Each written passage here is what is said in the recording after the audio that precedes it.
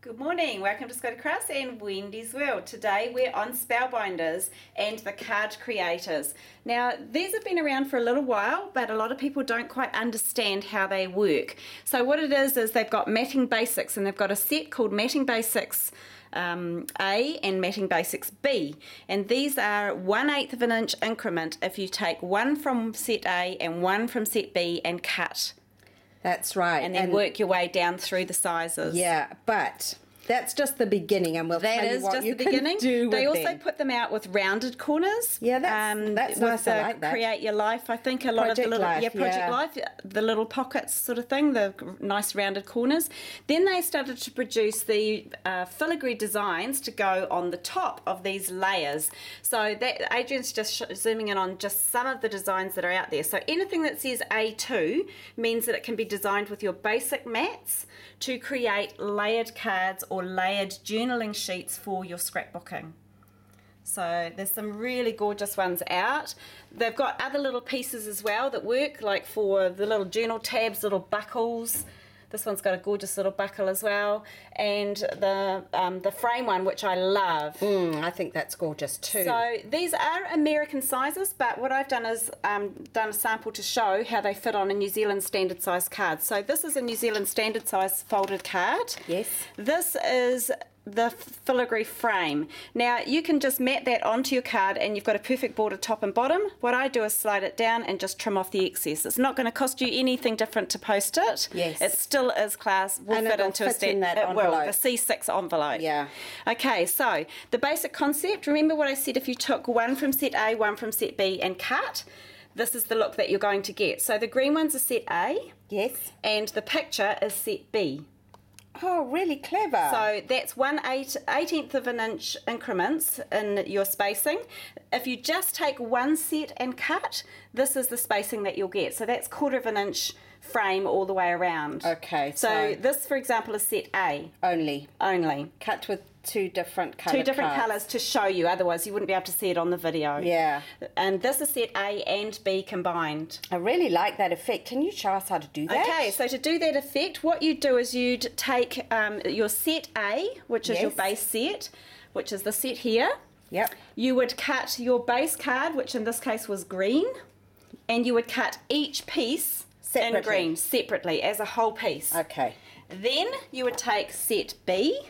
Okay, which you've got set up on a magnetic mat. I've got it on a magnetic mat because that way it holds them all nice and firmly. So that's the Spellbinders magnetic mat.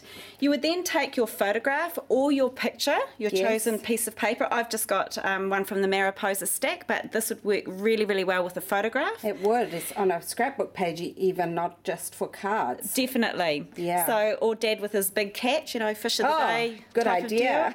You then lay that over the die, lining up where you want it. So you could draw a little grid on it, or your photo would obviously be already cut to size, so you just line it up with the edges of the die. Because I'm using a big sheet, you can't see the dies underneath. You lay it on there, you put your stack of boards onto it, and you cut it. What that will produce is open frames. So you'll have one solid piece. One solid piece will be your middle piece, and then each of these is just a frame. Okay, which you then layer onto the solid green that you cut previously. And you get such a gorgeous effect with it. So the green is solid and cut separately, and the picture is frames, except for the middle one, all cut together as one on your magnetic mat. Very clever idea. Now, to show how the designs work together, the other designs that have been produced to give you all your pretty borders and postage marks, etc., what we've done here is I've taken a basic set. This is an A, the biggest die. Then I've taken the decorative die, and you can mat it perfectly on like so, and it gives you like that beautiful colour showing through. You can then take another, and you just basically mix and match to get the gap or the frame, the matting base that you want. So here's the next piece of it that I can line up inside. Gosh, that looks... I can then put another piece in the middle. Gorgeous. And then I've got my decorative bow, like I can, buckle? Yeah. That you can thread like a lace, ribbon or something through to create a bow. You've also then got a little journal block with it so that you can write things on it, or a greeting for a card. And then this is another one of the card matting basics. This is the...